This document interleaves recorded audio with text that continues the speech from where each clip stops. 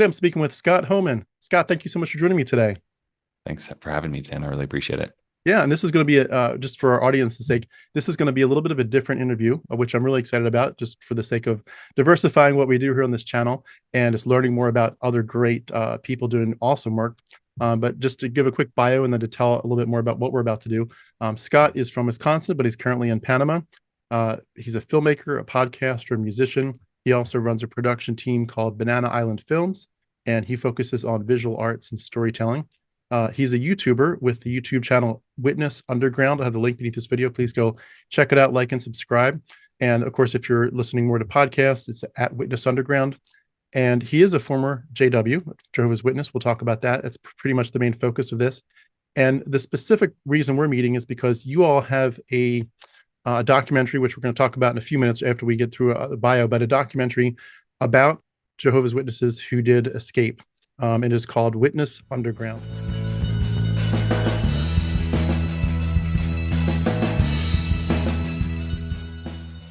Yeah, hi, thank you. That's a nice, beautiful intro. You're really good at this. I grew up in Wisconsin. I spent the last 8 years of my life living abroad. So I spent a lot of time in Vietnam and Ecuador. Now I'm in Central America Nice. this year.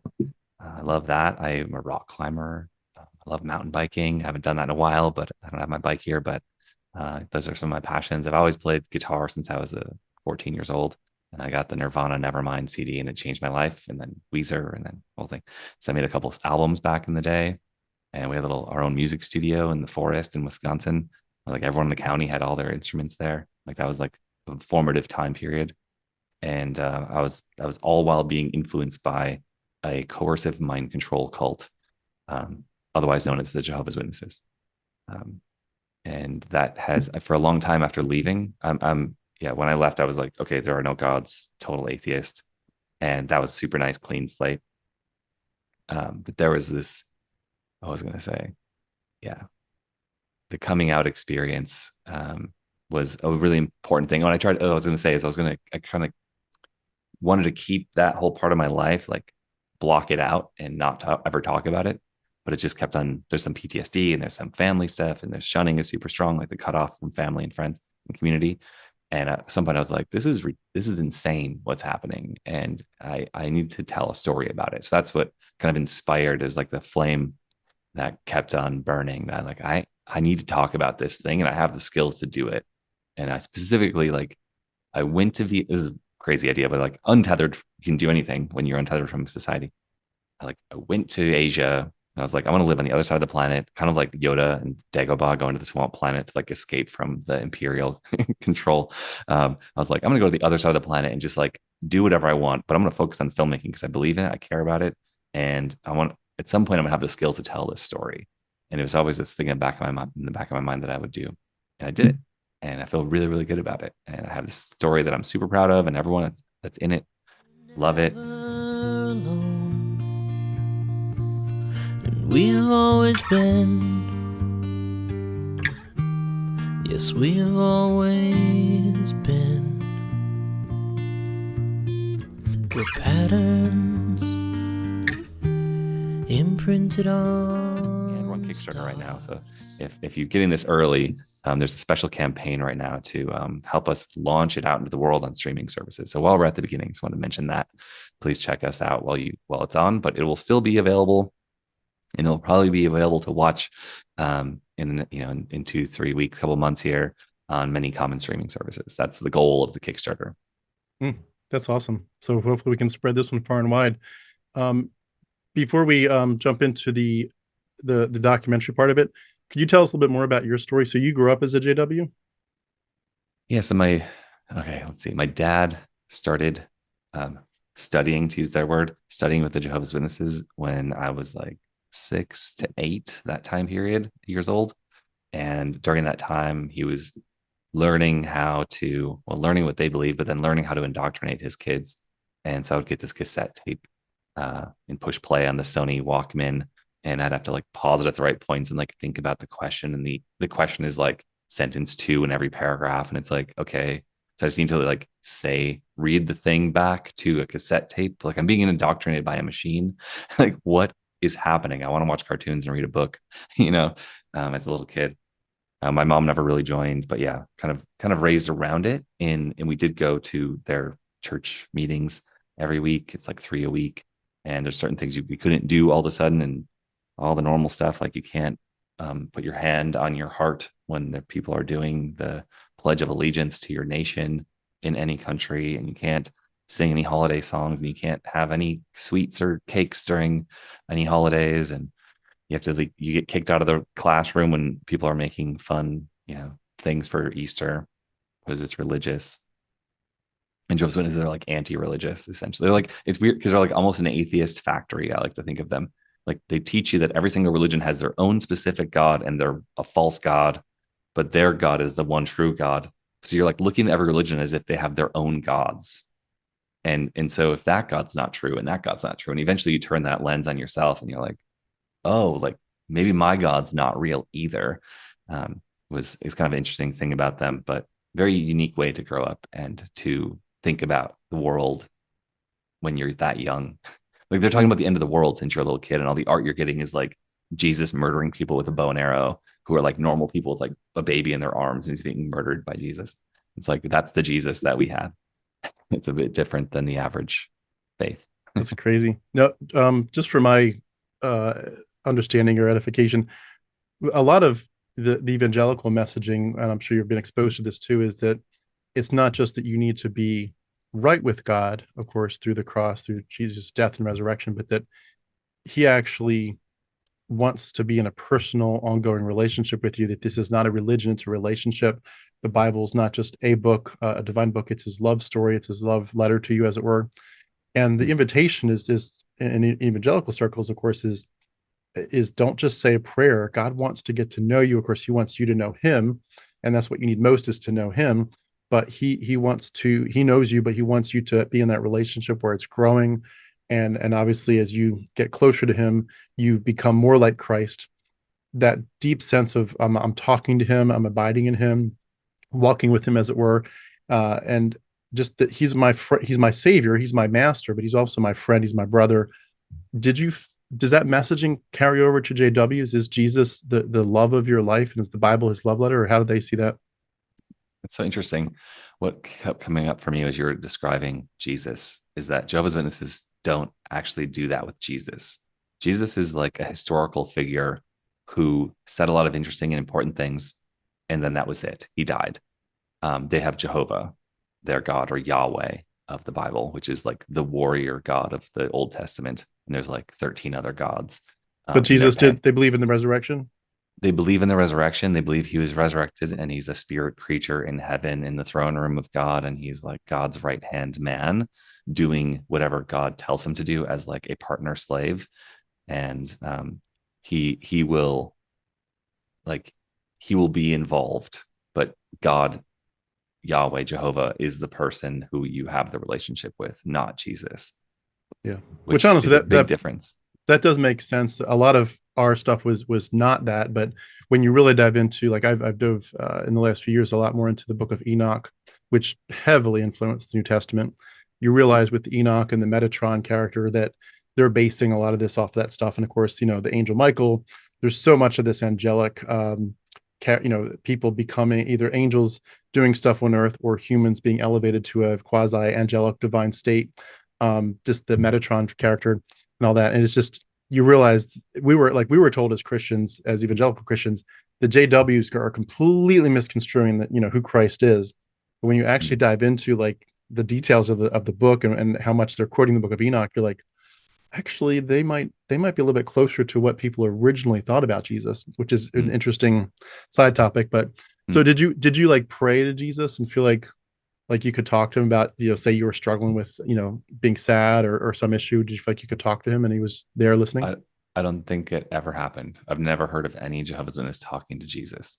Really? Or having Jesus as a personal friend or character in their life. It was God and Jesus. At the end of the prayer, you would do the formality of saying, and through Jesus' name, right, we send this prayer. So it's almost like you can't actually push send on your text message or voice note to God unless Jesus, like you push the Jesus button at the end. Mhm. So like that was the only way you invoked Jesus or had him in your life, was like he's just the messenger that carries your message to God. But you would pray to Jehovah? Yeah, Okay. that was, and there's like a formula to it. Although they're like, don't be formulaic and say the same prayer on repeat. Like that's what the Catholics do. Like they're doing it wrong. They have their Hail Marys or whatever.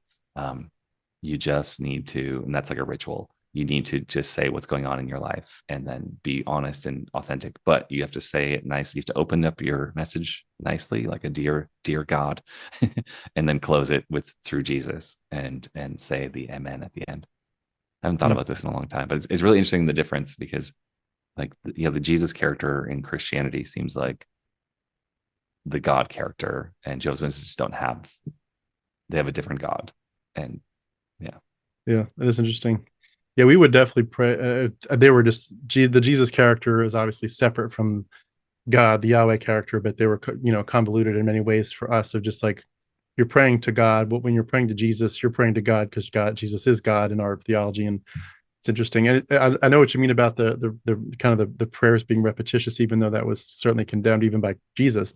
Don't do vain repetitions, but um, like especially at meal times, it was always like bless this food to our bodies. Thank you for this, and may we use it in your service. It was like basically like 10 or 15 different phrases that you just pick a few and you're good.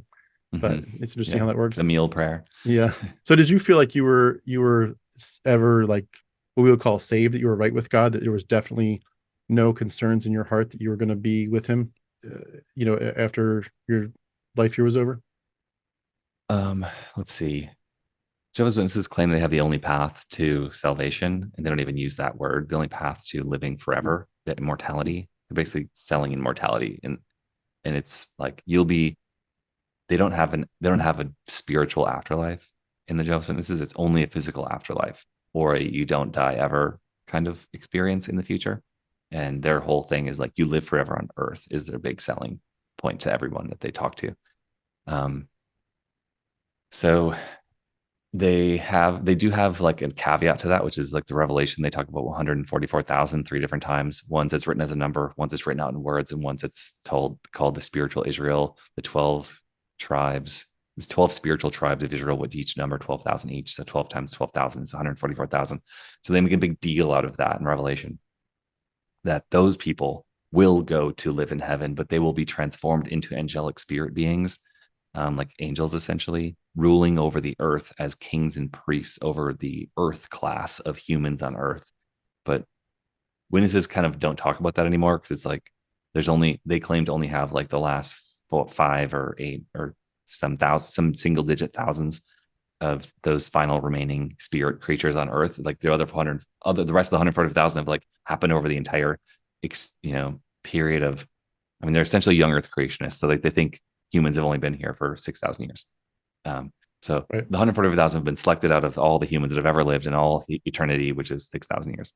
And Mm. so they don't really talk about that weird caveat to that there are it's an angelic afterlife, for some of them. Those are just the leadership, and then some special people who they generally consider to be mentally diseased and have or mental health problems, to think that they would be one of those angels. They basically are like, those people that think that they're going to be angels, they're not. But we can't say that, because like it's their own. They have that relationship with God, apparently. Um, anyway, But so you the personally, like, general. you would expect to have gone to the kingdom on earth when you died? It, yeah, that's your original question. Is like, it's difficult, because it's like, would I have expected? I wanted it, and they kind of tell all the followers like, you might get to live forever, but you have to work really, really hard. And then they have that scripture that says like, you can't earn your way into like live forever. Hmm. But they're like, the way to get there is to go knocking on doors. Like that's the way, that's the path. You have to do the work, or you can't get in. And so they have that part. They mix a lot of scriptures, and it's very, very confusing. And it's like the cognitive dissonance is like extreme just within their own belief system, because it's like you can't earn it, but you don't need a congregation or a church. You can have Jesus will be with you or whatever, with just 2 people, right? Or as few as 2 people. And it's almost like you have a relationship, and it's through your heart, and through prayer, but you have to do the work, but you can't earn it through work. So it's like, what is the message here? Because like in that religion, you're never doing enough. You're never dressing correctly. Even if you go and you're like a leader and you're giving sermons from the stage, even those are getting counseled by other leaders. And so like that person's getting like shamed in public for not doing a good enough job. Or if they don't shave just before a church, like, oh, I see stubble on your face, you get counseled for like having a beard, and beards are not okay. So every ex-Jehovah's Witness has a beard, basically, if you're a guy. You probably don't know the name of this school because it wasn't JW, but have you ever heard of Bob Jones University? I don't know that one. Probably not. If you weren't in the evangelical world, it wouldn't probably have.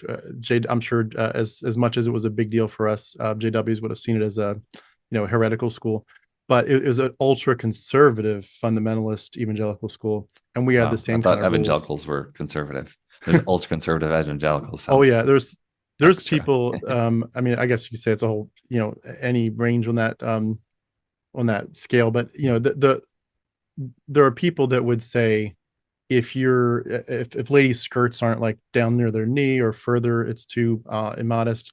Guys, like you said, have to be clean shaven, all kinds of rules like that. And you can't be walking with a girl after sundown, even if you're like on campus and you're not touching her, you're not even like dating, you're just friends, just like, hey, I'll walk you back to your dorm and say goodnight there. You're like, no, if the sun's down, you don't talk to her, you walk away immediately. All kinds of very similar rules like that. Yeah, you can't be with someone of the opposite sex in any circumstance without a chaperone. Even if you're like in the same building, well, I guess like a personal home of someone, if you're seen walking out, that would be like you would get counseled by the leadership for like the impression you're giving the neighbors, because they would just assume that these Jehovah's Witnesses are having sex in that house. And so like that would be a bad witness. And you're blood guilty, because those people might die in Armageddon, murdered by Jesus, because they thought you guys were sinning in that house. And so like every single action you take is like highly scrutinized, and then you're self-policing, and that's what they want you to do. And you always feel guilty, I'm sure. Yeah, either for actually doing something wrong or for thinking the wrong thought in your head. Well, but I know we want to spend a bunch of our time in a little bit on the documentary, but just to kind of keep it on your story, to get to the main point of what I do on my channel, which is, what were some of the early seeds that got you to think that maybe this worldview was incorrect, or that at least that it was worth, reconsidering and doing some serious research on? A couple of things come to mind. My high school experience with having many friends of different faiths and walks of life and belief systems helped me to have an open mind to, like, these are the people that Jehovah's Witnesses are weekly saying God will kill them soon in Armageddon, and we can't wait for the day to see all these people be blasted and we have to clean up their bodies. Like, that's the next phase. We're going to be doing the body cleanup, like the dirty work.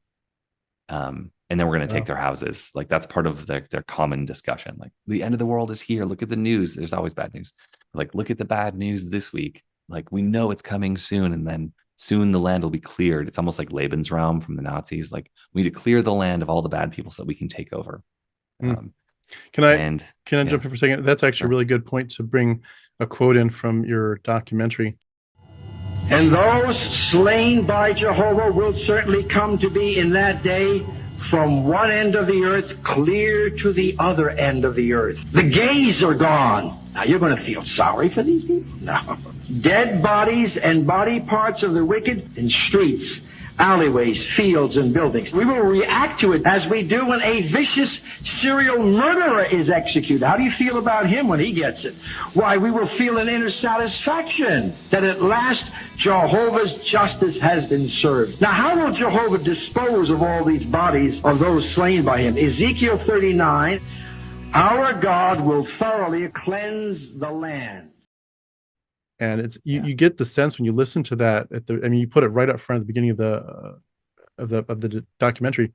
You get the sense that they're really like thinking we're going to rejoice when our neighbors are slaughtered and gone. Exactly. Like, it's intense. Yeah, that particular talk, I believe it's from the 90s. Ciro, can't remember his last name. His first name's Ciro. It's online, open source. Like, there's a lot of this kind of, I wouldn't say that that's like what they talk about every week, but like that is what they believe will happen. And that talk is from one of the higher up leaders of the church at a convention. So that was recorded in public. And this is, that's it. I had to put that in. It's like, this is the worldview that these people you're about to learn about in this film are awash in. They're living in this worldview that the end is here. We're soon going to see the destruction of all these people. Like, this is our last call. Like, there's this point in the Bible where I believe is it Lot is going into Sodom and Gomorrah to find the last ones. And God's like, whatever, why do you care so much? Like, I'm going to murder them. He's like, no, but at least what if I can find 10? What if I can find just one person? It'd be worth me trying to find. Witnesses feel like they're living that moment before the entire planet is wiped out by Jesus. Yeah, I think it was Abraham. Yeah, but yeah, I remember Abraham. that Okay, section. sorry. Yeah, Can I Lot ask gets out. Yeah. when you were saying we're going to get their property, do they actually talk about that? I know you're saying that quickly, but I instantly thought jokingly, like, are people like claim like, hey, I want Joe's sofa, I want Mary's car? Like, how are they seriously talking about like we're going to get their property? The religion itself, like the leadership, doesn't print anything about that. They may have in the past, but it's in the culture. So like every congregation, if you're going knocking on doors, they're like, check out this house. Like, I'm taking that one after the end. Like, they're joking about that when they're going preaching. When they're knocking on your doors, that's like a common trope. Is like, wow, do you see like that spot on the lake? Like, that's a really nice spot. I would totally take that after those people are dead. So it's kind of a joke, but it's kind of quite real at the same time. That's what makes it real for them, is like talking about it in that framework. Wow. That's That's a very crazy. common thing, and it's like global. I've heard that from people all over the world when they would talk like that out when they're preaching. That's amazing. So, I'm sorry. Thanks for entertaining my side questions. Feel free to take us back to your story. Well, one thing comes up that was very, very early, like when my parents first joined the religion. So this like shocked me, as I think I was 6 years old, 1987. My mom's dad died, and she never joined the religion. She goes and she like goes, it's like church for her. It's like a church that they joined. And I think she believes a lot of it, but at this time it's very early, and she was very resistant to my dad joining this religion. Her dad died suddenly of a stroke. And that's the first and only death that I've like mourned. Actually, I've luckily still have many, many family members in, or alive. Sorry. Unfortunately, I have a lot in the religion, but I was told by all the family members that grandfather was in heaven, or had like moved on to the better place, and he was in a happy place, or he's looking down on us. All these ideas of like spirit leaving the body and going to heaven. But then the other side of the family, the religion's like, no. He's totally just dead. There is no spirit. There is no soul. That doesn't exist. And like, there is a place where you can go to heaven, but only there's, all of a sudden this complicated fantasy world from their lore and revelation like becomes this thing. It's like, where's grandpa now? What is death really? In one side of the family is saying heaven, happiness, and the other side is saying death, eternal non-existence. But there's like a very specific narrow window where some people can go to heaven as spirit angelic overlords that will rule the planet from space. It's like, well, why is he one of those? Like, grandpa's not one of the 144,000. So like, I was like, well, that doesn't make any sense. Like, heaven and heaven, like both of them are heaven. Like, which one, like, do he get to go or not? Was like the confusion in my mind. And so every prayer I made, and like Jehovah's Witnesses, you're supposed to kind of like, someone prays and you listen to the prayer. But I was told to pray on my own. And so like every prayer, while like the leader's praying, I was also praying like, why not 144,001? Why wouldn't you make an exception for my grandpa? It doesn't even make any sense. Like, you're kind of an asshole if you don't let my grandpa in the door. Like, why like, and I was just like confused and like raging like to God. Like, this is unacceptable that you would block someone from that afterlife. I don't get it. Like, show me the way. And I'm 6, and I'm like mourning. I think that started like a skepticism really early. It's amazing to see how kids are often able to, process some of these things and put them a little bit more succinctly. And even the empathy that I think we arguably kind of lose or push aside as adults when we're in religion. And it's like, I'm sorry you're going to go burn in hell. And, we weren't into nihilism like the JWs. It was like, you're actually going to go burn forever and ever. Like, I'm sorry, I'm going to dance before the Lord and be quite happy with my mansion and my, crown of jewels and, the glories of heaven where there's no tears, but I'm sorry you're going to have to burn forever. But, it is what it is. You didn't bow your knee. And it's like, really, like a mother is going to dance before the Lord with complete joy before Yahweh, and the throne of Jesus with not a tear in her eye ever, forever and ever, knowing that her own children perhaps are burning in the flames of hell. And like the empathy that it Right. kills as adults, but you see it still in kids where the kids can. And I was even interviewing a gentleman yesterday who he was saying that while he was still in it, and he was not a JW, but an evangelical Christian, but he was talking about how his 6-year-old daughter, he looked like in the rearview mirror and he saw her crying just suddenly for no reason. So, sweetie, why are you crying? And she said, I'm crying for all the people who are going to burn in hell. Wow. And he said it really shook him up, and he literally like had to immediately shift his, like that empathy just hit him like a brick wall, and he shifted and he immediately said to her, even though he told her differently up to that point, he immediately said, sweetie, it's not true. That story's not true. Nobody's burning in hell. But Wow. it's amazing how kids can in some ways be smarter than us, and they certainly can be, when we're adults, they can be a little bit of our own rescuers from this stuff, because they make you think twice about what you're teaching them. Mm. When you were in it though, did you fear, I know you didn't do hell, but did you fear annihilation if you fell away? Yeah, I mean, that's an interesting point that most people probably don't know, is that Jehovah's Witnesses don't have any belief in hell at all. There is no eternal damnation. There's just eternal non-existence, which is like, that's the worst, is like God won't remember you and bring you back in a resurrection to life on earth or to life in heaven. But in terms of like getting killed by God and eternal like destruction by God himself, that they have like two phases. There's the I don't think I was ever really afraid of it, because I was sort of always skeptical, because it's sort of like their version of hell, but it's like you get a one-time hell and then it's over. So it's like not so bad, because it's very similar to like just not knowing, like being unconscious. You wouldn't even understand like, who killed me? God, I don't know. What's the difference? Like, you get hit by a car or Jesus does it, like it's lights out. Um, and then there's like that thing that's going to happen that seems abstract, even though they try to paint this picture of it being really real. Then there's the 1,000 years, with if you survive getting killed by Jesus, if you like live through that period of time, there's 1,000 years where you get tested by Satan. Like he'll be damned, but then like brought back or maybe in the final years of the Great Tribulation or something. To like, try to remember all their fantasy lore. It's been so long, which I'm proud of that. I don't care enough. I don't even remember. Absolutely. Reuse those brain cells. Don't give them any more free real estate in your head, right? Yeah, exactly. But then there's this time where like all the great sins and all the great fun stuff will come back, and Satan will test you again. And if you can get through that, then you can live forever. And you're kind of like locked in, like even God wouldn't get rid of you. There's like eternity then, and it's like eternal bliss or whatever, or like living in paradise and never getting bored, apparently. But So there's a yeah, lot of chances though to fall away. It sounds like you could fall away here, or you could fall away in the first 1,000-year kingdom before right. eternity, right? Yeah. So that's a lot of, I mean, just at first glance, like the difference it hits me is there's very little security in that. Like ours was like, Christ, God chose you. He wrote you in the Lamb's Book of Life from before the foundations of the world, and he predestined you. As a Calvinist, if you're familiar with that term, he predestined you. He chose you. Your hand, your name is written in his hand, as it were. Taking over the concept of Israel being written in his hand. Like you are his, and he is. You didn't start this, so you can't finish it. He did it from the beginning. He is the author and the perfecter of your faith. You're secure. Like your role in this is very passive. Your role is simply to say, I was a corpse. You brought me back to life.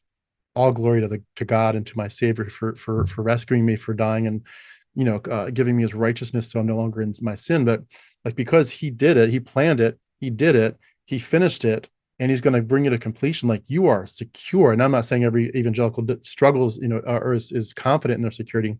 There are people and there are denominations that preach, well, you can still, yes, but you can, if you say no to God enough, like he's not going to force you into heaven. If you're like, God, no, I don't want to go to heaven, or I don't want to be holy. He's like, all right, if that's really what you want, have your way. I tried. But many Christians would say, this is all of God, all glory to God. He did it. You're secure. And JW sound like the opposite. Like you're not secure at all. Like you got to watch your back 24/7. Because if the Satan gets you, or your pride or your sin gets you or something, the slippery slope, you're done. Like that's scary. Yeah.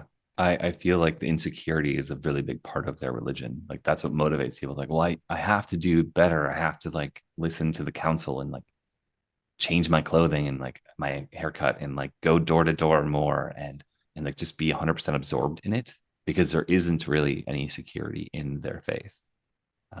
In like getting to the afterlife or getting all the rewards that they promised. And like you could even say like, you know, if you mess up at the end, like you could lose out on everything. So like you have to keep focused on it and be good at it or as good as you can up until the last day or the last breath because you could lose out on your hope. Yeah. Can I ask you a quick question related to their eschatology? Would you have wanted to live forever if you could? I mean, they paint, I don't know. Like, I'm a very curious person. So, like, I was very big into like physics and reading about like, the vastness of the universe. And like, I care a lot about archaeology and I care a lot about biology. Um, and I'm just so curious that like, I think I was like excited about the idea of exploring all of those things for eternity. And like, if this is just one planet, like what happens when we're like multi-planetary in the future? Like they do believe in the vastness of time in the universe and distance in space. And they use, you know, they believe the Earth, that what scientists say about the Earth being 4.2 billion years old or whatever, based on the half-life of, was it uranium? I believe. I think so. And so like they follow some of that stuff. And I did too. And I was reading those books and it was like, okay, so like we have the entire universe. Like Carl Sagan talks about like how insignificant we seem, but like how amazing it is to like be the eyes of the universe or be the consciousness of this thing. We're made out of stardust. That whole, it's like, wow, okay. There's a lot to explore. Eternity sounds pretty awesome when you think about it on those grand scales. But then there's like, by contrast, there's like a apocryphal book about the Garden of Eden, where, and I haven't read this, so a friend of mine had read it. He's in the Witnesses when we were teenagers. He's like, there's this lost book of the Garden of Eden where Adam and Eve like try to commit suicide like 400 times, and it just goes on and on and on, and God keeps bringing them back, and it's like they're like, no, like this we don't want this, we don't want to be here anymore, like this is a trap, we're stuck, like this is terrible, like the God is like an evil force, we need to get out of the trap, and the only way out is suicide, and it's not working. And like, well, what is that story? Like that makes you rethink the whole thing. Like, is eternity with a tyrannical, super powerful emperor who plays with you the eternity you want to live in? Like, I'm not so sure he's the guy. Like, he is also the person who murders like 2 million people because he's jealous. And his only way to solve problems in the Old Testament is by violence. Like, is that the God you want to be living underneath as your supreme ruler for eternity? It's like do we get to have like perfect version of communism or like a Star Trek future, or do we get like a tyrannical like psychopath? Like, which one is it? Because that changes how you enjoy eternity. I think that last point you made is so poignant, because it's like that was one of the biggest things to me, was the psychopathic nature of the Yahweh character. I mean, I know you call him Jehovah, but you know, we call him the Yahweh character, but you know, his nature and his description and what he does is so nasty. And a lot of us take a lot of time to focus on like how, if you were to say the stuff that he says to, you know, his people, to Israel, or to the world, if you were to say that in real life to like your spouse, like, hey, I love you so much and I really want you to love me back, and this can be so good, we're so good together, but by the way, if you don't love me back, I will bash your head in. Like, you'd be in prison, you know, as a husband for doing that to your wife. But you know, when Yahweh says it, it's like, oh no, he's the loving father. He's, you know, he's such a gracious character. And like, I don't think you're seeing this right. Like, you know, Princess Bride, I don't think that word means what you think it does. And it's just like, come on, you know, you're not thinking about it. And you know, I tell my kids a lot. I do a lot of work to protect my kids, because my wife is still a very strong evangelical Christian. But like, if I put your hand on the, you know, cast iron frying pan just for once, like one finger, but I hold it there in the hot oil for 1 second, am I a good daddy or a bad daddy? Like, oh, you'd be a bad daddy. Like, don't hold my hand in the pan for even a second. Like, well, what if I held it there forever? Like, oh, you'd be a really bad daddy. I'm like, well, why would I be a bad daddy for doing that? But God is a good daddy, because the Bible says he burns people in hell forever and ever and ever and ever.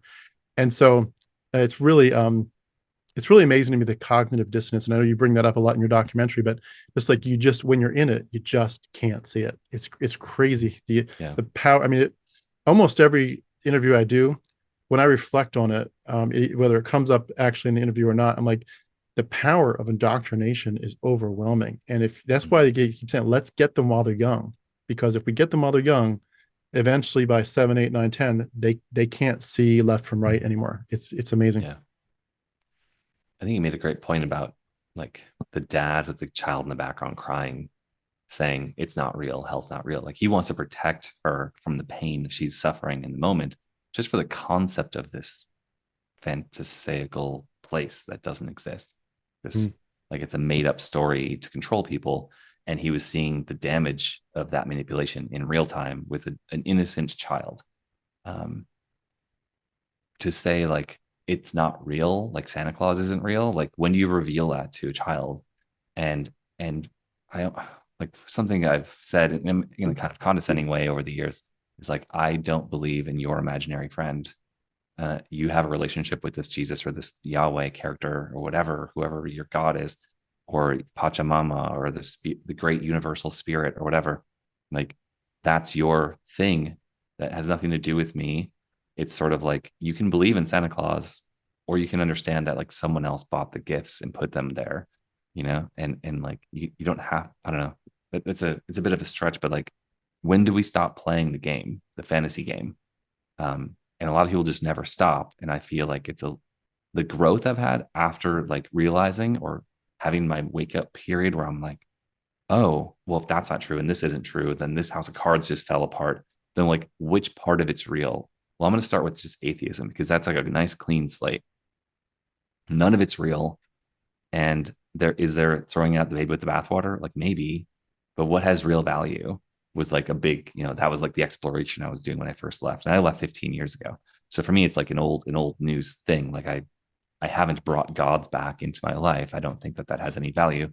I value humanity. I'm more of a humanist than an atheist, but like atheism's like, yeah, sure, I don't believe in any of the gods. But that's like the beginning of the story. Did you get enticed at all by evangelical Christianity at that point when you were leaving? Oh no. Like I think the witnesses do a really good job. They have a book. I used to try to give this to people at the door when I was preaching. Is like Mankind's Search for God is the name of the book. And it captures all of the religions of the world. There's like 9 of the religions, but it's the big ones. There's Buddhism, Hindu, Islam, Christianity, is it Christendom, they call it. Anything that's not Jehovah's Witnesses that has Christianity, and a couple others. Anyways, it like each one like systematically goes through and like pokes holes in their faith and why it's wrong, and like what they're missing, and like why Jehovah's Witnesses are right. And like that, doing that kind of hyper focused, detail oriented, negative look at faith towards every other faith, even Christianity. Like all Christians have been wrong all the time until now, until this great revelation that Jehovah's Witnesses have like brought to humanity.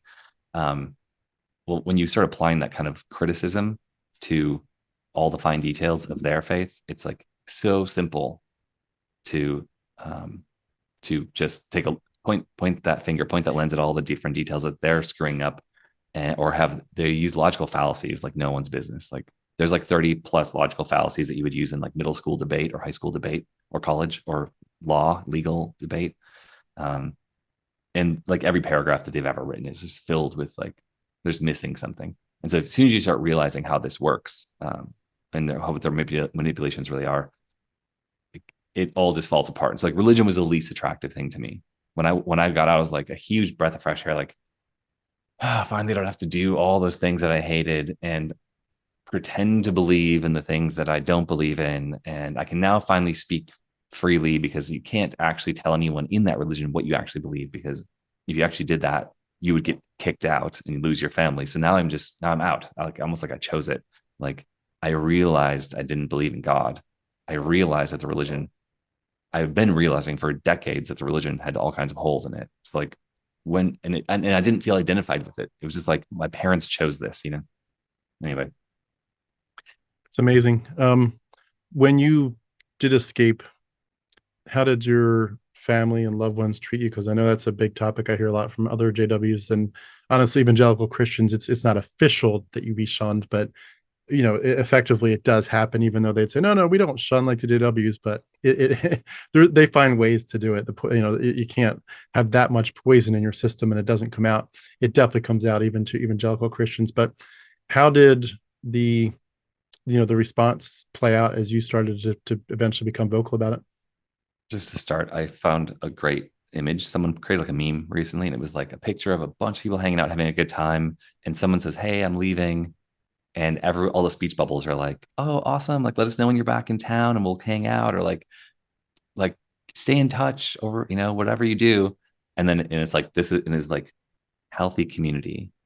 And then it was like high control religion or cult. And it was like the exact same image, but instead of not the same image, it was like a similar situation. It was like one person leaving, but a bunch of like angry faces. Like, you're a spawn of Satan, you're an apostate, you're a this, you're a that, like all this like name calling, and like you're just a sex crazed sex maniac, you're an info, like all this like hate speech basically towards the person leaving. Like, this is how you know the difference between a healthy community and a dangerous manipulative cult. But to say that's kind of the normal path is. And I did experience that mostly from friends. And I didn't experience that from my family at the beginning when I left. And I was very, very vocal on social media at the time. It was like 2007, 8. So I was like posting stuff publicly on Facebook when people used Facebook regularly. And it was common to post your ideas and thoughts and political opinions there. And now people don't care anymore. Don't use it very much. But at the time, I was like posting something every month and sharing news and videos. And my family was like still in communication for about 3 years. And I had a girlfriend at the time, and we'd left the religion together. And it was 2009. And so we went to a family reunion with my grandparents, like 70th anniversary or something. Like they're 99 and 98 right now. They're still alive, but at the time, and it was 14 years ago. So my family was like inviting us in and knew that we weren't believing. And a lot of the extended family and like the Jehovah's Witness family were coming together. And so for me, I was like, my parents were never good at this religion. My siblings barely went to church and they barely did anything. Like, I'm the only one who ever like kind of took it seriously, even though I didn't believe half of it. And I was very open about that with people at the time. Like, I was like very half in, half out, but I was like going door to door, like 50 hours a week at times, being a missionary kind of person, unofficial. But I was really didn't expect them because of that first few years. They were like, "Oh, like, let's talk about it." My grandpa would get on the phone and we'd have long conversations about what the scriptures really mean. And like, I'll be like, "Well, using logic, this doesn't make any sense. And like, this is what cognitive dissonance is." And like, I don't want to have that anymore. I want to just understand the world for what it really is. We'd have these like 1 hour long conversations like every couple of months. And it went on for like that for years. And I loved having those relationships and those debates. And at some point, my dad put his foot down. He's like, "You need to agree to never talk about this topic ever again." Like, at some point, I became a risk to his belief system. And he found me as the problem of that, not his relationship with his God or his belief system. It was like, if I'm influencing his life, I'm the threat, I'm the danger, which is what the religion teaches. So like, those people are mentally diseased. They will infect you with their transferable disease, and your mind will be manipulated by the people on the outside who have left the religion. They're evil and they're trying to dissuade you from God. And it's like, no, I want you to like not suffer in a trap and in a manipulative cult. He's like, "Don't use that word." Like, all of a sudden it became this like thing where I'm attacking his faith. And then he turned my whole family against talking to me. So like, at one point it was like fully open doors. Let's hang out. Let's have family reunions, to no, none of us are ever talking to you again. And it was like a few times like that. And then it just became like a hard line. I don't know what the thing was, because I was kept out of the loop. They weren't talking to me about their backroom conversations about this. It was just like, everyone on Facebook deleted me, but then they'd all add me back like 6 months later. And they'd be like, "Hey, what are you up to?" And it's like, you just cut me off for half a year. And then it was like, then another time it was like a year long. And then it was like, then they're back. And it's like for 3 months and everyone's talking to me. And then all of a sudden I cut off again. I was like, what is this weird thing? And I was it's like very disorganizing. I don't know how to say that. It threw me off a lot. Very disconcerting. Yeah. It's And then it was amazing like a to me. hard line. It's amazing to me that it's like what stands out right away is how shaky it's like a table with legs that are half sawed through or something, and it's just like, is your faith that fragile that it can't withstand it? I remember um, coming from the other side of it, Charles Spurgeon, I think it was, who was a great evangelical preacher from back in the day, and I think in England, but he would talk about like, don't be afraid, your faith is not fragile. He's like, you don't even have to defend it. The Bible's like a roaring lion, just let it loose, it'll do its thing.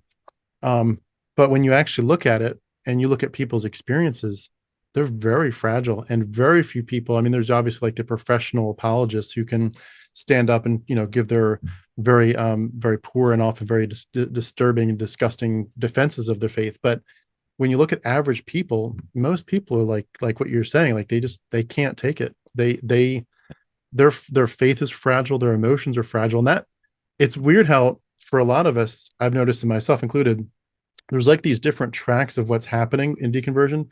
One of them is like you're just learning more information, like you're just factually learning stuff.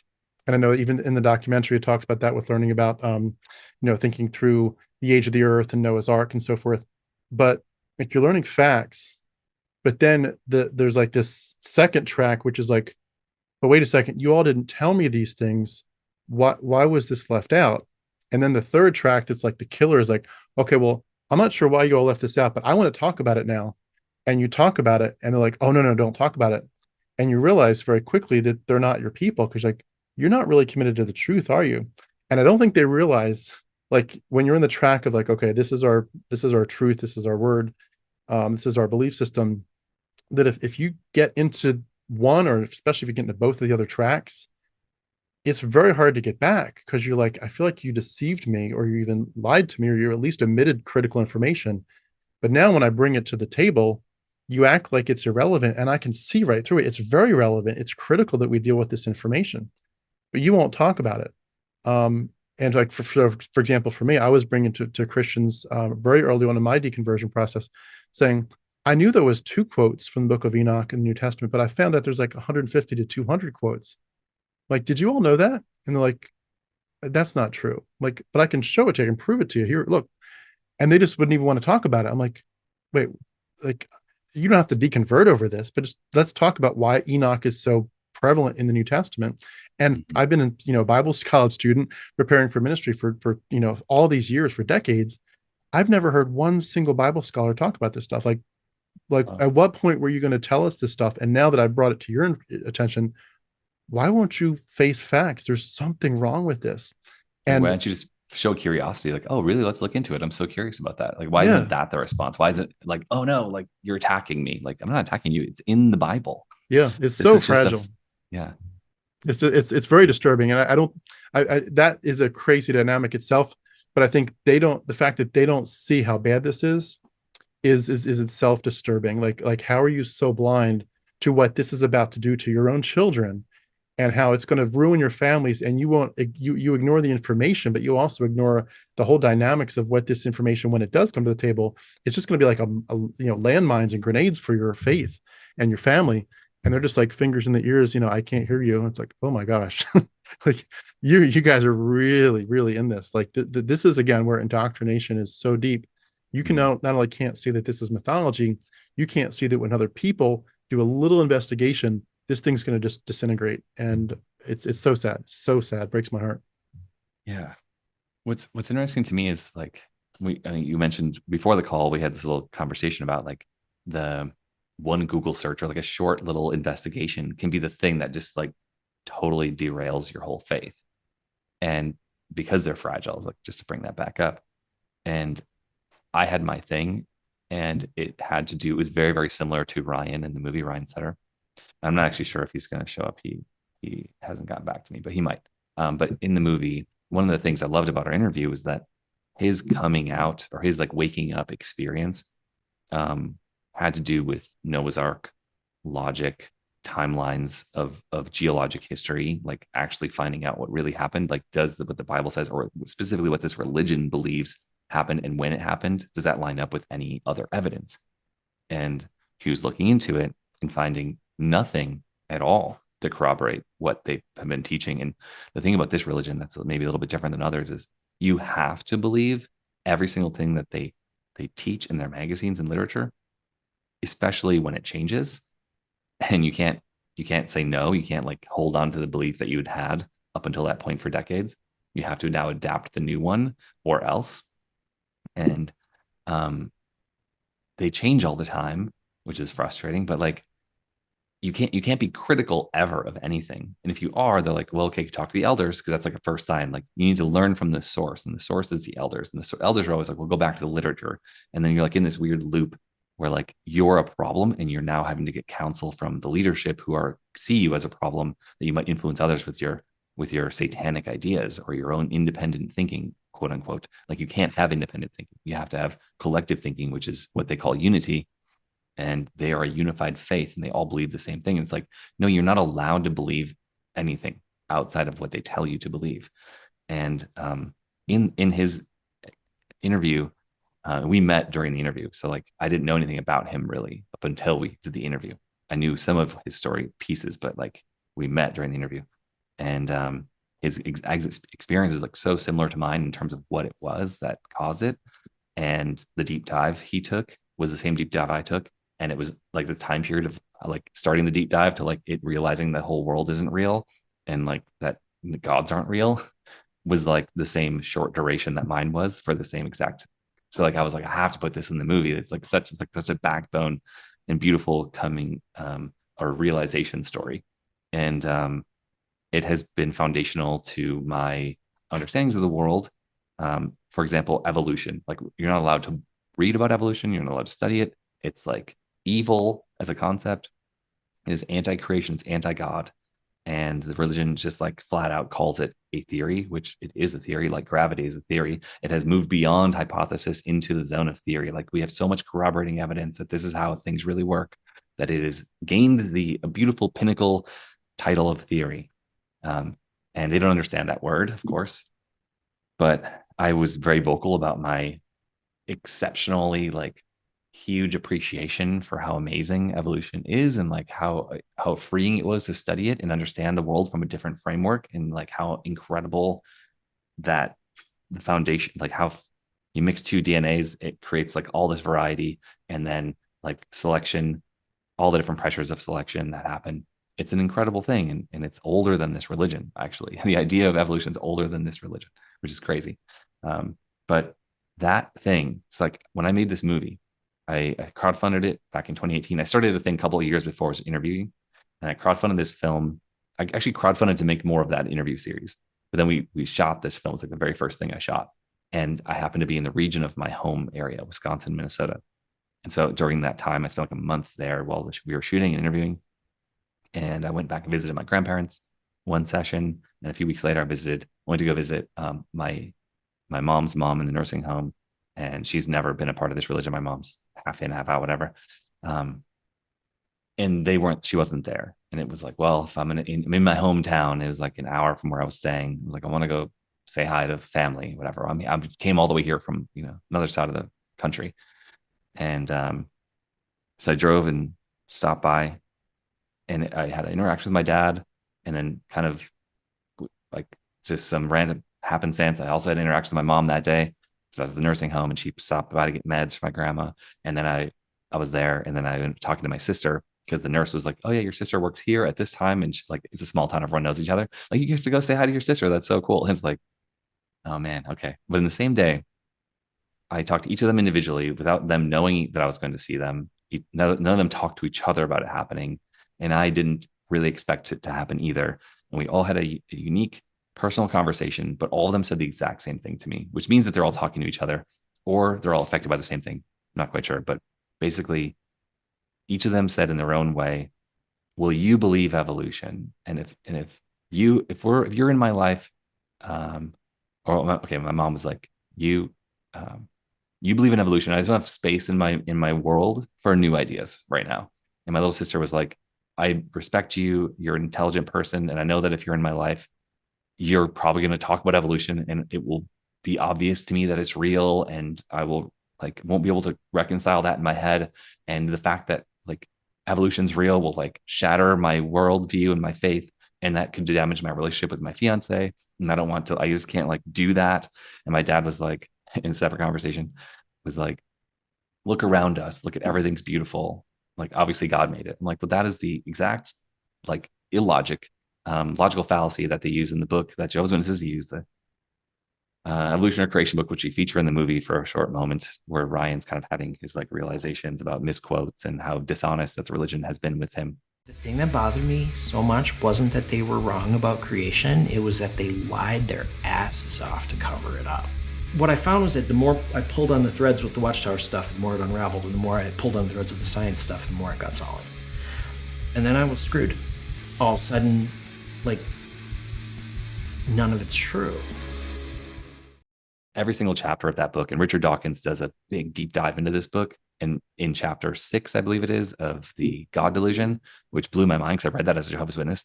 He like dives into this book, and he's like, their whole thing is, if it's beautiful, God made it. If it's beautiful, God made it. Look at the flower. It's beautiful. God made it. Look at this beautiful picture of a water with trees and a house. It's God made it. Like, it's anyway, like it's not a valid point. And that's the only point that they've made.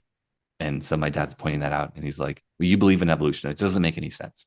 And if that was true, then none of what I believe would be true. And it's like, okay, so all three of them think that evolution is, if that's true, then their whole world will shatter.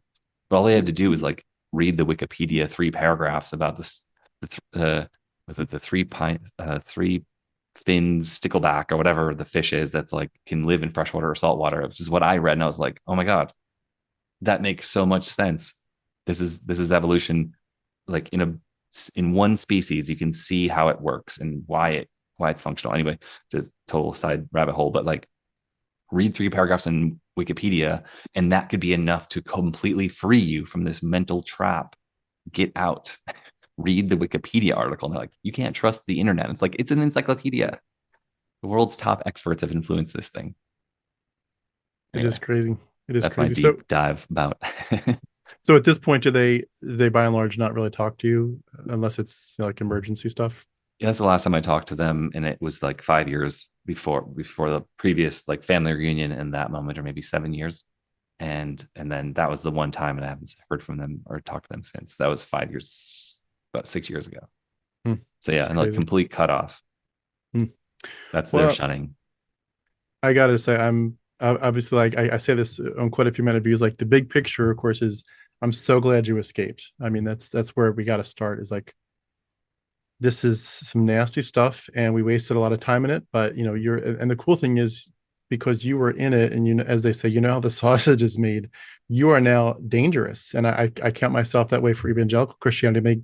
I memorized thousands of verses. I listened to thousands of hours of preachers from past generations and current generations. I read hundreds or thousands of books, extensive systematic theologies. I was in this. I was going to Bible college.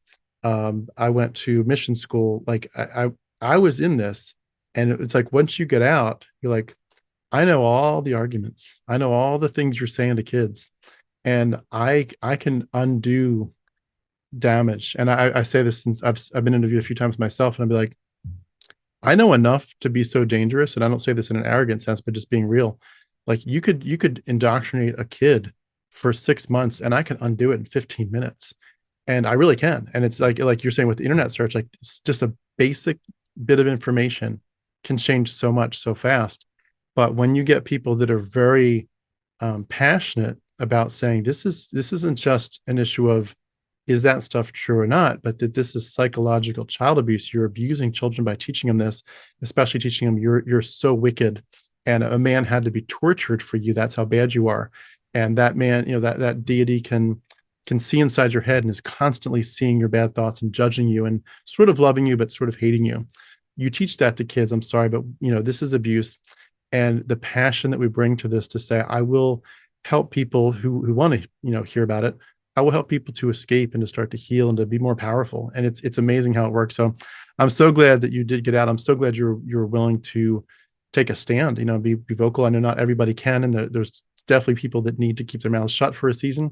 All respect to them, But for the people that can speak up, I really have a lot of respect, because it's cost me a lot to do it, and I know it costs other people a lot too. So um and maybe use it as a segue to get to your the ways that you do speak up. I did want to maybe transition this towards your documentary. Again, it's called Witness Underground, and I thought I would maybe start with a quote from Cindy.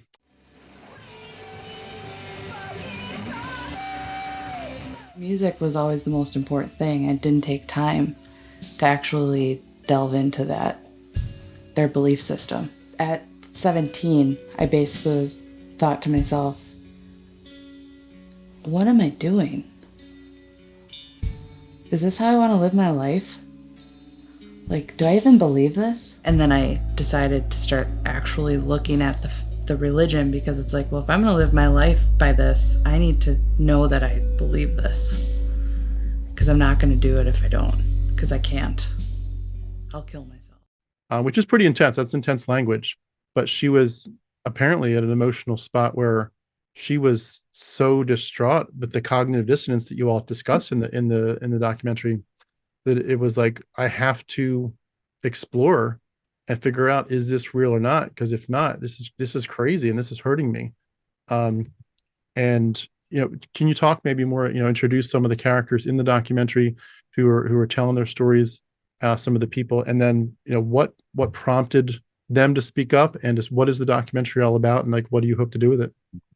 That's Cindy Elvendahl, and she has a very, very powerful voice and place in the film. Basically, we have two key interviews. We have Ryan Sutter, and his is like the logical one I kind of mentioned about, like Noah's Ark and the flood, and the manipulation of misquoting science and misleading like that was like huge for him, and the timelines. Cindy's arc and experience with the religion and getting out was more of an emotional arc. She did use logic, of course, as well. And she, like that particular episode, she dives into in the film, where she spent all this time like reading everything, reading all their books, reading other magazines, like totally trying to like be absorbed in it and try to figure out, like, does she really believe it or not, using only their literature, because they kind of say you can't really do research outside of that. You can't read anything outside. So she was like, okay, that's the limitation. I'm only going to read their literature and like totally try to figure out if it's true or not, or believe it. And you see her sort of having that challenge, because some part of her didn't believe it. Some part of her was like confused about it, and she wanted to be solid. And the lifestyle is really, really hard to maintain, and you suffer kind of all the time. But she was also making music and had met all these other active witnesses like her family, and who were making music. So she started playing music, and her dad wrote songs and taught her some stuff. And then she went and met these other people, and they would make music. And then she has this really beautiful thing about, like, she would just play music like alone in her room and cry and not be emotional, not even know why she's crying. Just like, this is like a release to play music, to make something, or to sing. Like, she wrote lyrics. Her lyrics are so powerful. Even when she's in the religion, it's almost like it's almost like a time capsule of a journal coming out of like what she's concerned about, where her head is at emotionally, where she's at in her Jehovah's Witness music. And then when she gets out, her and her then partner and now husband, Eric, who's also featured in the film, he's almost more like a professor style character in the film, but they're really amazing. And they made this band called High TV, and it's like her vocals and then him and her making the music to support it. She's a powerful songwriter and melody writer and lyricist. Like, her lyrics are like one of her most powerful songs we highlight is A Prayer to No One. And they did like a whole album of like coming out stories, essentially, or coming out realizations. Is like the lyrical melodies and choruses are like super powerful about the topic of like their relationship with their family being broken by the religion, and by those family members being coerced to cut them out, and their realizations that God isn't real, and like how that affected them. Like, her vocals are just like, I don't know. It's like this, you see Ryan sort of like logically, like the whole castle's crumbling, and then he's like loses family, friends, relationship, innocence, community. Like, he'd built this whole musical world with his family called Nuclear Gopher. It's like a nuclear gopher was like the music studio in their basement, where they had like a whole studio, but then it became like a music community as well. Like I found them because they had a website. It was like one of the first websites on earth. They had the first live streamed album on the internet one. We're now in the end of internet 2 and internet 3 is starting. But like he really was an early adopter. It's like he'd built this whole community that was like multi-state wide, where like witnesses were traveling around and doing music festivals, and it was this whole insular thing. And these people that are in the film were like the core, big part of the core, like half the core of that community. So when they were singing at that time of the story, they were just making music as co-believers. They weren't talking about deconversion yet or deconstruction at any point. Nothing at all. Okay. But you can maybe see pieces of it cracking for them. And like that's one of the things I think I realized after making the movie was that, or like during the process of making it, was like, oh, like what's happening here? It's like music. It's not like they're rebellious. They were like good witnesses. Like, and half of them are still in their religion, half the artists. But I feel like what I think I realized that was a big, unique thing that this documentary highlights, and what was true for me, was that actually writing music, singing, writing lyrics, performing, even choosing which covers to cover, if you're going to do cover band, like you have a voice, and that's not allowed in that religion to have a voice. You're not allowed to talk about what you believe or feel or think. You're only allowed to talk about and think about, and like you're controlled by thought programs and self-policing that like you need to stick to the plan or you're not going to live forever. You need to stick to the plan. And you're like, this is always like taunting you and controlling you. But to sing songs and write music and like say what you really believe. And if you're going to sing something, you better actually like care about it. Like you're going to say something true to you, or it's strange to sing about something you don't care about. Right. And so it's like to see these young musicians finding their voice through music, even if it was like bizarre explorations of, their relationship with their girlfriend as a 17-year-old or whatever. It's like they were still doing it. And that kind of freedom to self-express led to free thought for a lot of them. Well, that was what struck me with when I saw it. It was like I was surprised that the elders would, by and large, that they would be okay with it. I know that there were some points in the documentary that talk about how they were kind of trying to keep people corral people to don't go too far with this, keep some boundaries up. But when you're giving people the freedom to say, write your poetry, write your lyrics, write your songs, like you're not directing your people to say, hey, you can only repeat the Psalms, like turn the Psalms into a song, or turn this sermon, take some sermon notes and make those into lyrics and make those into a song. You're just talking about people essentially listening to their own hearts. And even the Bible talks about, do not lean on your own understanding, and in all your ways acknowledge him and he'll direct your paths. It's like you're sinful, your mind is depraved, your righteousness is like a filthy rag. You cannot, his ways are higher than ours. Don't let your own thoughts and your own emotions drive your worldview and your theology, your belief system. Let God drive all those things. You're so susceptible to false thinking, and your pride is going to come in if it's just you and you expressing it. Like your goal is not, as a Christian, to express yourself. Your goal, is very clear in the New Testament. Your goal is to put yourself to death. Get rid of yourself, and the only self that should be there is the self that's renewed through Christ. And then you can, write psalms, hymns, and spiritual songs to the Lord. But it's like that's not what they were really doing. It seemed like they were actually just saying, what's in my heart, it's overflowing, apart from the Bible, apart from the JW Bible and the system, just what's in my own heart, and let it come out. I was really surprised that they were like not saying like, no, shut this down on day one. How do you think they got around the harshness that I would have, I would have expected them to, slap it down and say, no, this is too much? You would have made a great Jehovah's Witness elder with all that theology behind you right there. I think there was a few different factors that led to it working out. One is like they had their own standards for what is a good Christian and what is quote unquote spiritual. And that is basically like follow the rituals, do what they say, show up to meetings, dress the right way, go door to door, and like fake it, basically, even if you don't believe it. And they do read the Bible, like they're very well like knowledgeable about what it says. And so they definitely would use those kind of scriptures. I'm sure some of the pressure they were getting was from those same perspectives. But there's like a couple things. One is like the 90s, is like late 80s to early 2000s. like 15, 17-year period where this was like became this huge bubble of this art scene in the faith. And so they had their like they were kind of getting away with it because they had high standings in the religion, or like good standings, like better than average. So that was like, okay, so if you're going to be in this, you have to be at this level. So they were like rising up to become elders. Some of them became elders, ministerial servants. Some went to like the world headquarters. And so like they were keeping that image up, and the social capital was high.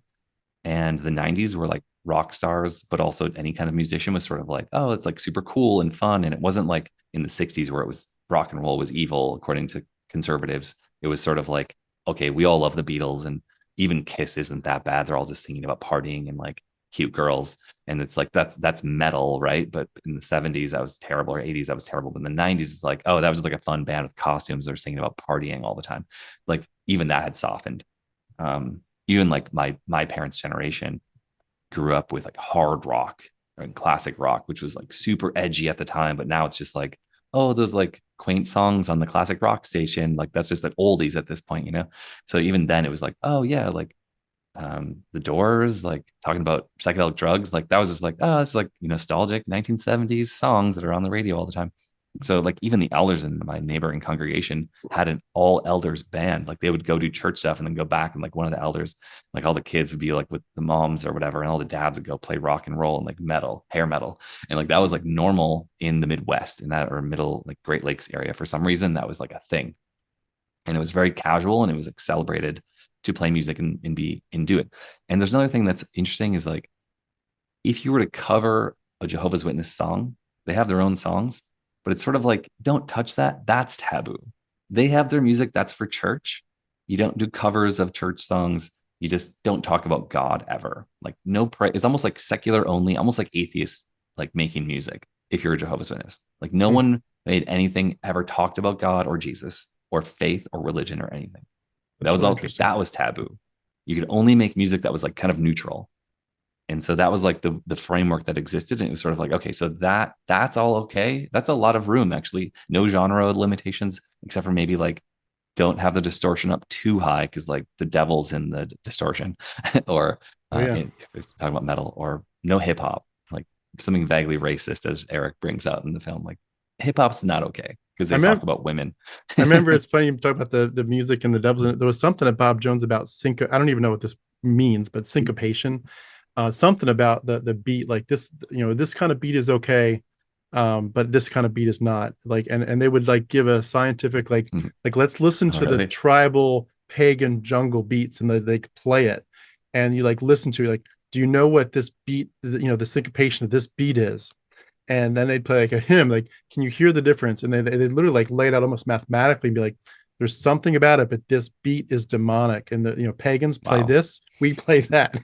I was like, don't crisscross them. It's funny. Wow. Yeah.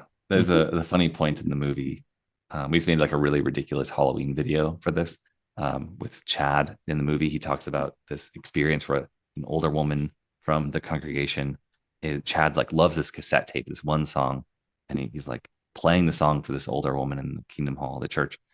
And she's like, oh yeah, that's that disco beat. You got to be aware of that disco beat, because the disco beat invites the demons. Like the kid's like 8 years old, and he's like, what? Oh my God, like this song, this is like my favorite song in the world. Like, what does it mean? The demons are coming into my life from this song. And it's like Lionel Richie talking about dancing.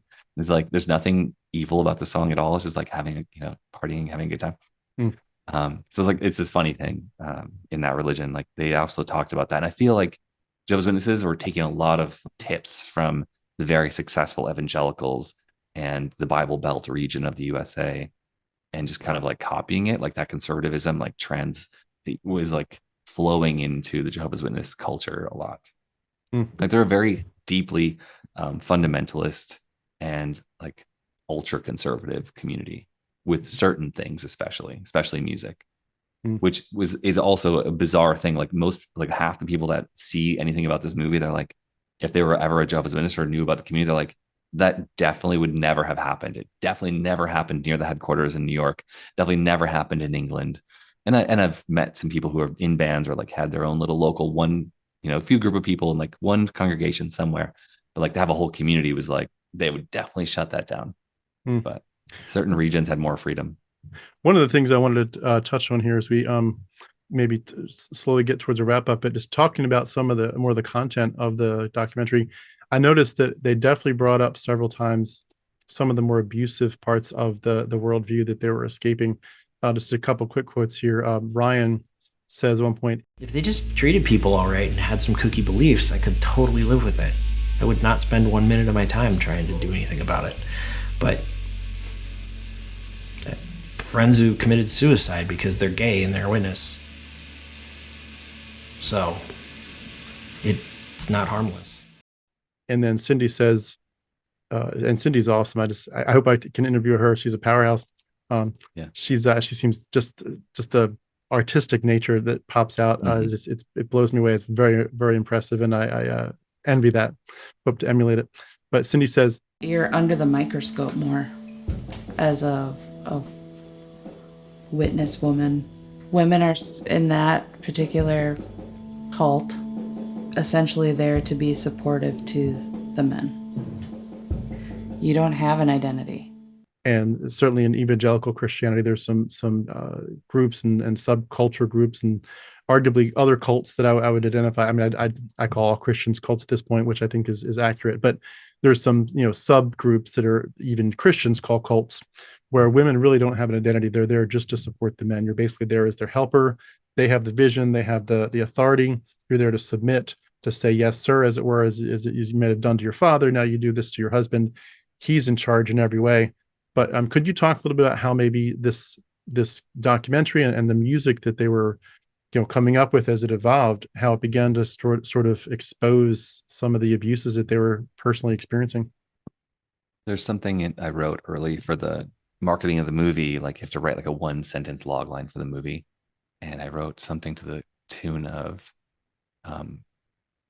musicians trapped inside of a cult touch on the cage that they're in, realize that they're in a cage, something to that effect. I'm botching it, but like because that they were just making music and being themselves within those limitations that I described kind of in detail a few minutes ago, they were still hitting like these boundaries. Like people were counseling them, you can't do that, you shouldn't do that, no, you shouldn't do that show, or like we have to have a elders meeting about like all these musicians hanging out together, like what are they doing? And like then they're getting counseled like, well, if you keep on doing that, you're gonna get in trouble or something, or like you're playing with fire, that kind of language.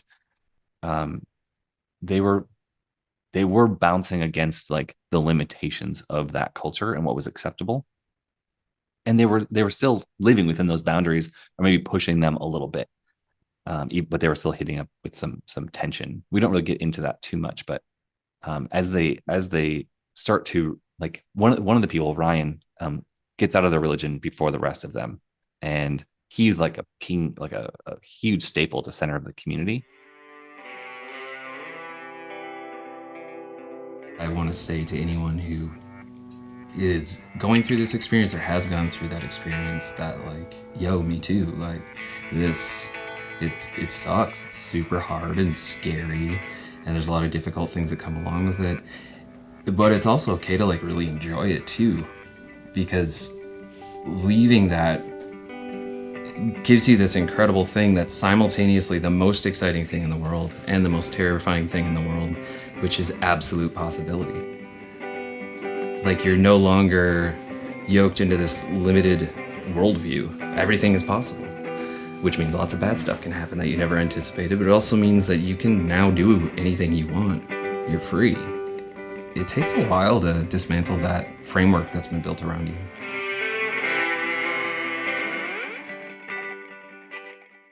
And one of the things that was really special about this movie and this scenario that happened in reality with this whole community was that the religion has a hard line. When someone leaves or gets out or is kicked out, a wall gets erected and no one's allowed to communicate with them ever again, for fear of losing their own faith, for fear of influence, because that person's evil, because that whatever. There's a lot of things that they say that are usually not true at all. And there's lying to manipulate you, to scare you, to put you in fear of that person, to cut them off. But that didn't happen because having a magazine or a worldview of this religion as your only bond isn't a very strong bond, as we've discussed. Like there's lots of holes, and it's like a personality-less, personality-free community. Like you're not actually attracted to that person. You're attracted to the fact that you supposedly believe the same things. But with this community, because they all left in like a separate time period, Ryan started writing a blog, and all those people had been on LiveJournal, and they were all reading each other's stuff already for years. And so like, oh, well, I already follow this person. I'm not going to unfollow them. I love that person. So then they're secretly reading what this person's writing. And now that person's passing things over that wall, almost like in like a, I don't know, authoritarian time or communism. Like the wall in Berlin's a great example of an actual wall. People passing information back and forth and like having those funnels of data. They're small perforations, but having a little bit of influence through that influence another person, and that person left, and they started making music that was like kind of about that. And then people that are deeply in their religion were upset that they lost this friends to freedom, lost this friend's mind to free thinking.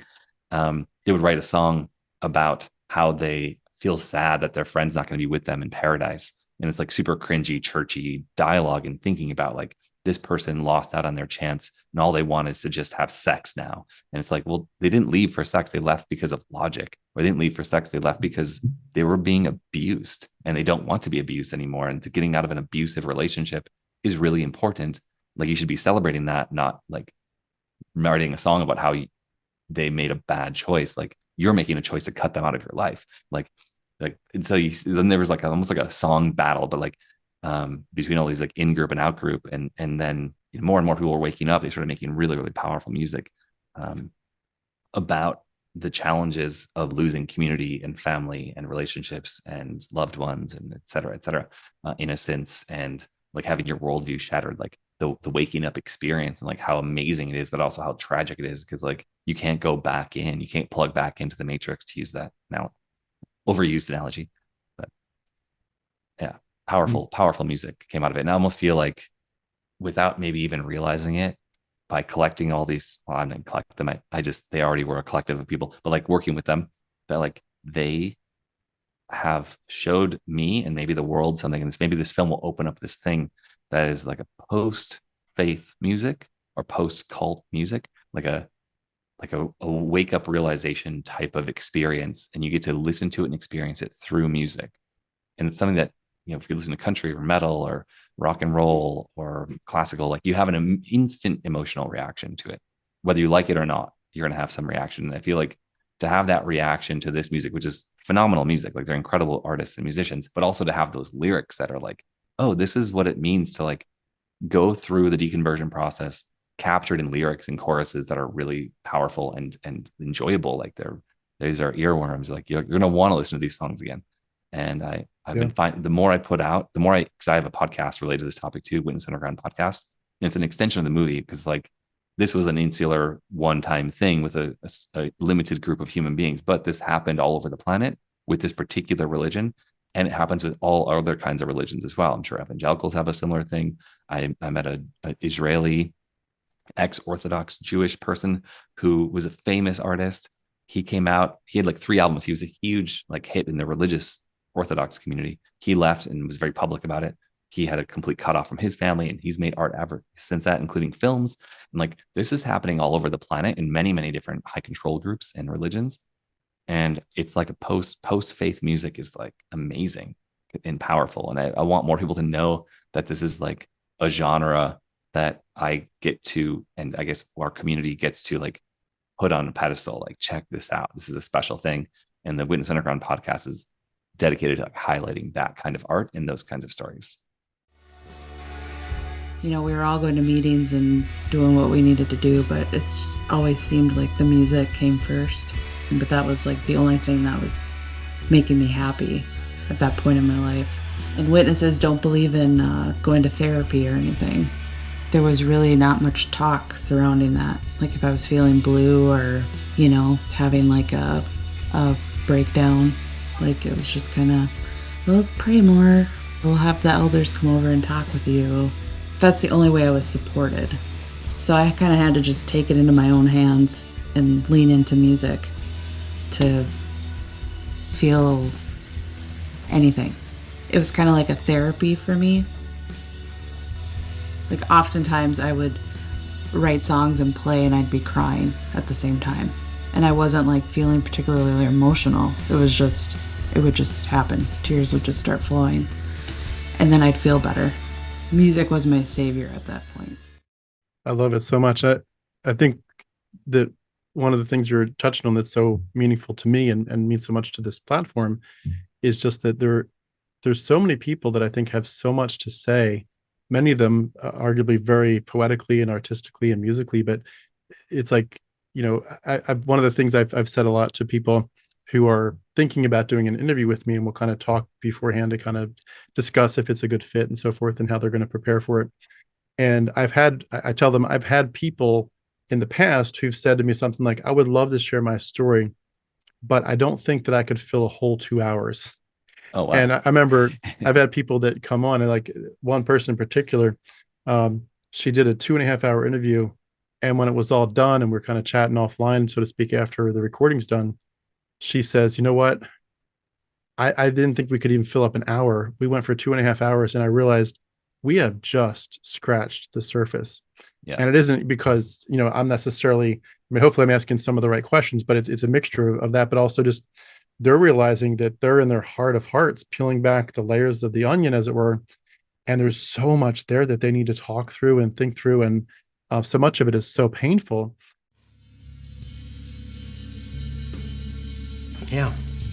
Everything changed immediately. There wasn't really any intermediate time. It just kind of, everything just changed. And I think the idea of people being able to say, I don't just want to think about this in the quietness of my own heart, you know, and then, you know, when I'm trying to sleep at night and it's just kind of keeping me up, I want to share my story. This stuff is powerful. And when people feel like they can be heard and truly share their grief, but also share the glory of escaping this bad stuff, it's so powerful. And I love the idea of just helping people feel equipped and empowered to do this. To, you know, they've already kind of personally reclaimed their autonomy in their own life, but now their voice needs to be kind of, you know, platformed, as it were. It's awesome stuff. And I've also noticed just in my own heart over the years, and especially like in the last 12 months, especially, for some reason, the poetry side of me is just exploding. I mean, like I'm writing poetry, it feels like just about every day now. It's just nonstop. And some of it I will be using. Yeah, absolutely. And some of it I will be using eventually, you know, on some other platforms. But it's amazing how much, and the part of you that just says, my voice, I can number one, my voice is important in this discussion. And these artists, these musicians, their voice is important, but also to say, it's not just that your voice is important, but that you can actually, if you take some time and think about it, as I'm sure they do with their lyrics, you can actually take all these kind of vague, if something's wrong here, something's wrong here. And I've seen people do this over and over, where they'll end up coming up with some really pithy statement, like 1 or 2 sentences. And I'm like, you know what? I could have thought about that for months and not come up with something that succinct. But when you said it that way, I'm like, bam, that's how exactly you just put the words in my mouth. And I'm impressed. I'm jealous. I'm like, why didn't I think of that? But like, I'm like, yes, that's what we need to be doing. We need to get people to get what's the bottom line of all this stuff. And like, that's why, you know, at the beginning of my interviews, you know, I have the little thing that comes up, you know, Harmonic Atheist, hashtag Christianity is mythology. Let's get to the bottom line. What is this stuff?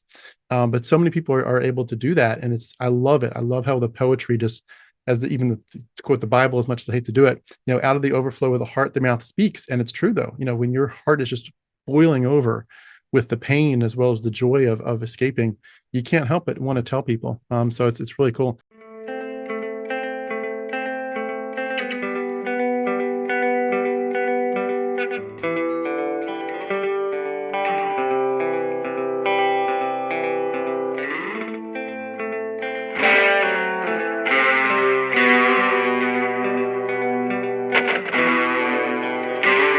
My life is so much more rewarding, so much more freeing.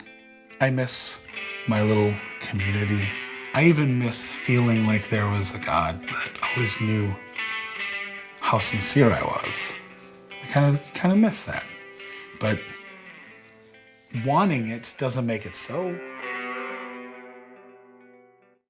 On that note, can I ask when can people see the documentary, how would they see it once it's available? And like, what's the next step for people that are wanting to follow this? I mean, again, please follow his YouTube channel, Scott's YouTube channel. You can keep kind of, your finger on the pulse of what they're doing there in the meantime. But, for the documentary itself, what's the next step? So we decided to do a Kickstarter, and that's what we're in right now. And this is the release Kickstarter. So you can now, for the first time, buy the film as a download. And so it's available after the Kickstarter ends. So we're running from right now through November 17th, and it will be available beyond this as well. But right now, it's the first time it's available as a digital download. And we're able to now sell the art, make it available. And the soundtrack is available, and all the music from the religious community, the Nuclear Girlfriend music, which is all secular, non-religious, actually. And it's very powerful, cool music. I think you'll really enjoy it, especially Day Trip, we highlight in a big way. The Lavone, that stuff is part of this.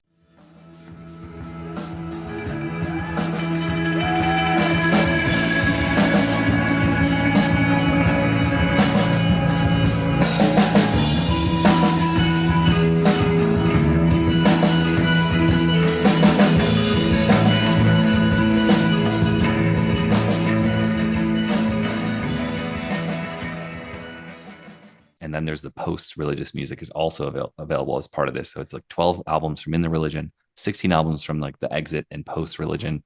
And then there's the greater community that comes from the podcast. That's all available. So in terms of watching the movie, now is the first time it's available. So we're announcing its availability on your show and a few other shows. But like it's downloadable as the first time it's available. And then it'll be available on streaming services. So we made a deal. One of our first distribution offers is library access in New Zealand, Australia, and USA. And that hopefully will become available in late November, early December. So that's a cool first educational distribution package. And then our first target is getting it on Tubi. And it's not a guarantee.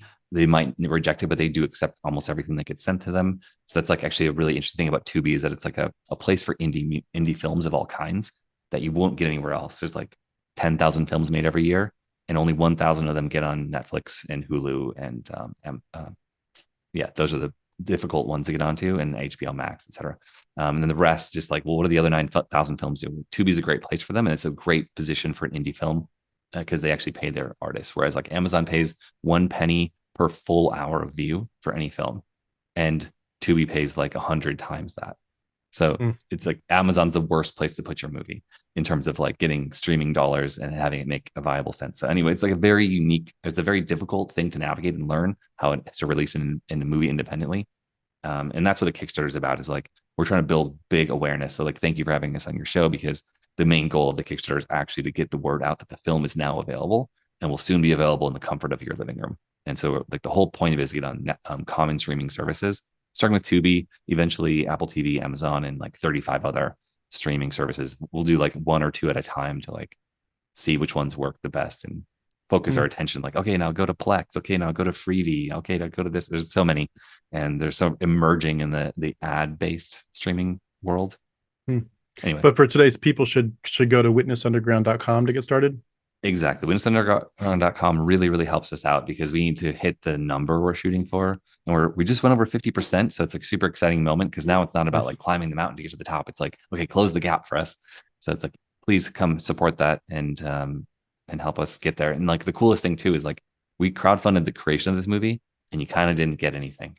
You got the good, warm feeling that you help something that has a really cool concept. We went and made the film. We finished everything. It's 100% ready legally. Technologically wise, color, sound, everything's perfectly mastered. It already won an award. It's like, it's ready to go in the world. And so this is the big push to, we're basically doing pre-sales. Buy the movie, buy the music. You're going to absolutely love it. Like, one package gets you 32 albums, 9 books written by people in our extended community all over the world. It's super exciting. The Apostasy trilogy, Rising from the Ashes of the Jehovah's Witnesses, are 2 books. People are really helping the Kickstarter. I Am God, like a channeled book by another person in Australia, another Brit, but he lives in Australia. Anthony Mathenia's books. He's got 3 as part of the project. One's called Apocalypse, which is like a comic graphic novel, which is a fun trope about this topic to some degree. There's just so many cool things in our Kickstarter They're like, we this isn't like we threw it together. Like it's like 5 years of planning to put everything we dreamed of into a big launch one day, and it's all now available for the first time. The film with extras, director commentary, the soundtrack is like there's 42 songs of music, and each one is like selected for the movie to like carry the emotion of the topic and give you an appreciation for the art that was being made by these people. And I mean, it won't have 42 songs on the soundtrack because a lot of them are like instrumentals or oddities from the collection of archive, but probably like 20 songs that are like really powerful songs. I could never replace you. I'd never try. Nothing I'll ever. I love it. I love it. Well, everyone, please do go to witnessunderground.com. I'll have the link beneath the video as well. But please let's help Scott and his team get this thing absolutely soaring high, sky high. And I'm impressed. I'm amazed. I've longed myself to be a musician, and I didn't grow up with it myself. So I'm coming from way back with my learning curve. But I'm impressed to see people like you all leading the way. And I'm going to be taking notes and learning some things as I watch it. But this is just awesome, and I can't say enough to say thank you to you and your team and everyone that was interviewed for this documentary for being willing to stand up. I know what it takes to have to do this, and how the backlash can occur, and just the frowns and so forth. For people being willing to be brave, both the bravery of the initial deconversion process, but then the bravery to speak up about it and be on the platform. It means the world to me. It's such a big deal. And just, straight up, thank you for helping people to escape what I call Bible prison. Thank you for helping people escape, because that's what this is all about. And then, of course, once those people do escape, helping them redevelop community and to begin to reclaim their identities. So awesome stuff. I was like, you don't believe any of this? He's like, nope. Still lose my mind with like super joy and happiness every time one of them wanders back and gives me a phone call and is like, hey, Ryan, like, you're not a witness anymore? Yes! Right? Like, it's the best thing ever because it just takes this barrier down. I never stopped loving any one of these people. Well, Scott, was there anything else we didn't touch on that you wanted to add before we wrap up today? Yeah, maybe just like what's new about this documentary, just to give a brief, there's like 3 chapters. There's like a humanizing the cult lived experience, which I've never seen a film do, where they're not just otherized and they're like, there's some weird thing, or like if someone from an extreme religion, like you're from an evangelical religion, like that's odd to the average person. And you're somewhat different, Tim. Sorry. But then you leave the religion. It's like, well, you're also otherized, right? It's like, I always felt that. And I didn't like you were in a cult, now you're weird. You left a cult, you're also weird. Like, you're never going to be one of us kind of feeling. So I wanted to like humanize the actual lived cult experience. And I feel like we show these people, we humanize them, and it's beautiful. And that's something I really was important to me and the people in the movie, that they weren't just treated as something strange. And then we have the deep dive into shunning and how dark it gets. We demonstrate shunning. There's a lot of films that really focus on that, but it's also just like focusing on the trauma of it, and then they roll credits. But I wanted to have a 3rd chapter, like an It Gets Better phase, which shows these artists on their rise to finding their voice through self-expression, and then they sort of like have a life after. And it's like, for me, leaving the religion was a super important point in my life, maybe like the most important thing I do in my life, and I don't want it to just be that, and I don't want people to misunderstand what that means. And so I want to show that, like, you can integrate. For someone who's in a situation like this, or an abusive situation, you can have a life after. You don't just go and off yourself because you're having a difficult time. Like, there's a really beautiful thing that comes after that moment of pain and suffering and trauma, and there's a whole healing path, and you can accelerate that path. And we want to demonstrate that, show that there's a way to do so through art and music and self-expression, whether that's writing or painting or knitting. It doesn't matter. Like, do something that you feel like you own, can help accelerate the path to healing. It's a great point. I love what you were just saying too about, that you do eventually get grounded, as it were, because so many of us, it's a weird thing at first. Like, I remember using the Matrix illustration, when they finally explained to Neo that he's just been a battery essentially this whole time, and it's so upsetting that he literally vomits, and he's just so, he can't wrap his mind around it.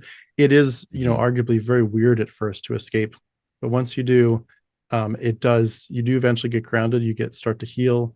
And just, I asked this question of a lot of people, but the majority, if not everybody that I talk to about deconversion says either immediately or fairly quickly, the peace that they experienced on the other side of deconversion matched or even far exceeded the peace that they had as a Christian or as a JW or whatever, that there was just not even a comparison. It was like, oh my gosh, like just the peace that I was looking for, the peace that passes all understanding all this time. And I thought I had it. And then I escaped Christianity and was like, oh my gosh, the peace is like leaps and bounds beyond what I ever could have hoped for as a Christian and actually practically experienced. And it really, point well taken, it really does get better. It does get better. It just, you gotta take a little time to get over the jolt. And it's a rough ride at first, but it does get better. And there's people, just to add to this, there's people that really want to rally around the people that are just escaping and say, we've been there, we care about you. We're not just saying, yeah, we escaped, good luck on your journey. Like, we're here to walk through it with you. We're here to cry with you. We're here to hold your hand and say, there's another community on the outside. You're no longer on the outside looking in. You're no longer the oddball. Like, we are your new community. We'll be your family. And like, that's not gonna, there's no strings attached. It's not like, if you don't think like us, you're gonna burn in hell. Like, we're just open-ended. We love you. And that's, I hope people feel that are struggling with this, especially people at the very beginning of that journey, because we definitely want those people to know that we're here to support them. So amazing stuff. Was there anything else you wanted to add before we wrap up? I think that was a beautiful end. I really appreciate you having me on, Tim. Thanks for doing it at the last minute too. Like, during the campaign is important. And the film will be available after this. So if you're listening to this in the future, like, go check out Witness Underground. WitnessUnderground.com will always have the news of where the film is and where you can watch it. Awesome Stuff. Well, everyone, we've been speaking with Scott Homan. Scott, thank you so much. Great to hear your story. Great to hear about the documentary. And we definitely want to do it again sometime. Have a great day. I hope so. Take care. Thank you. See ya.